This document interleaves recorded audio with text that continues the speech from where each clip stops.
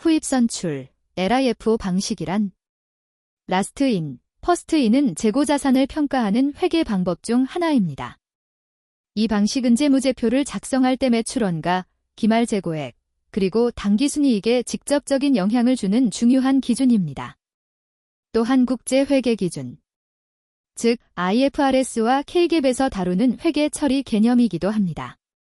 LIFO 방식의 핵심은 상품이 판매될 때 가장 최근에 입고되거나 생산된 재고가 가장 먼저 매출원가, 즉 COGS로 인식됩니다. 즉, 최근 재고의 비용이 매출원가 계산에 사용되는 방식입니다. 회계적으로 표현하면 가장 나중에 들어온 물건이 가장 먼저 나간다는 개념입니다. 라스터인 가장 최근에 들어온 재고, 퍼스트 아웃, 가장 먼저 매출로 처리. LIFO는 특히 물가가 오르는 인플레이션 시기에 기업들이 관심을 가지는 방식입니다. 최근에 비싸게 구입한 원재료가 매출원가로 먼저 인식되기 때문에 장부상 이익이 줄어들고 그 결과 세금을 덜 내는 효과, 즉 텍스 세이빙 절세 효과가 발생합니다. 또 하나의 장점은 수익비용 대응의 원칙, 즉 매칭입니다. 현재 발생한 매출의 현재의 높은 원가를 대응시키기 때문에 기업의 수익성을 더 현실적으로 보여준다는 시각도 있습니다. LIFO 방식의 단점은 먼저 재고자산 가치평가, 즉 인벤토리 밸류에이션 문제입니다. 창고에 남아있는 재고는 아주 오래전에 값싸게 구입한 물건들인 경우가 많아 실제 시장 가치와 큰 차이가 발생할 수 있습니다. 이렇게 남아있는 재고를 기말재고, 엔딩 인벤토리라고 합니다. 또 하나의 중요한 포인트는 국제회계기준 IFRS는 인터내셔널 파이낸셜 리포팅 스탠다드의 약자입니다. IFRS에서는 재고가 실제와 다르게 왜곡될 수 있다는 이유로 LIFO 방식의 사용을 허용하지 않고 있습니다. 기타 재고 평가 방법에는 웨이티드 에버리지, 가중평균법으로 전체 재고를 평균 단가로 계산해 매출원가와 재고 가치를 산정합니다. 한 줄 정리를 하면 LIFO는 최근에 들어온 재고를 먼저 비용으로 처리하는 방식으로 인플레이션 시기에는 절세 효과가 있으나 국제회계기준에서는 사용이 제한되는 재고 평가 방법입니다. 다음은 감가상각에 대해 알아보겠습니다. 감가상각이란 자산의 가치가 시간이 지나면서 감소하는 현상을 회계적으로 나누어 반영하는 방법입니다. 비싼 자산을 한 번에 비용 처리하지 않고 사용하는 기간 동안 조금씩 비용으로 나누어 인식하는 개념입니다.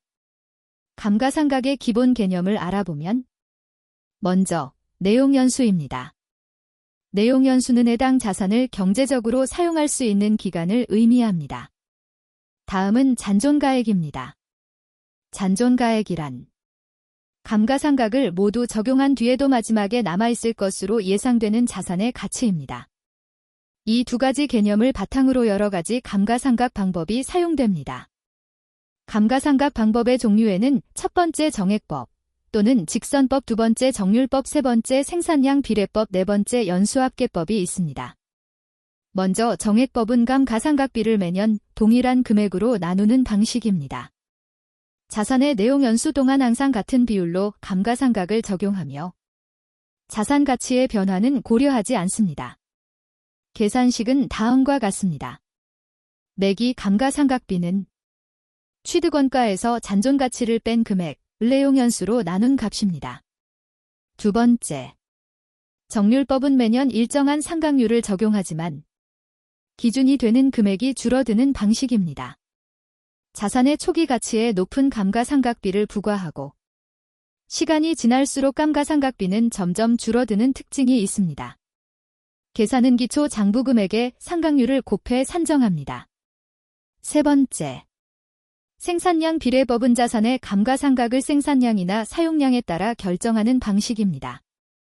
자산을 많이 사용할수록 더 많은 감가상각비가 발생합니다. 즉, 사용량이 곧 비용이 되는 구조입니다.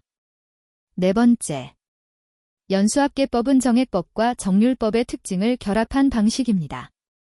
자산의 내용 연수를 기준으로 초기에는 감가상각비를 크게, 시간이 지날수록 점점 줄어들게 적용합니다. 즉, 처음엔 많이 깎고 갈수록 적게 깎는 방식입니다.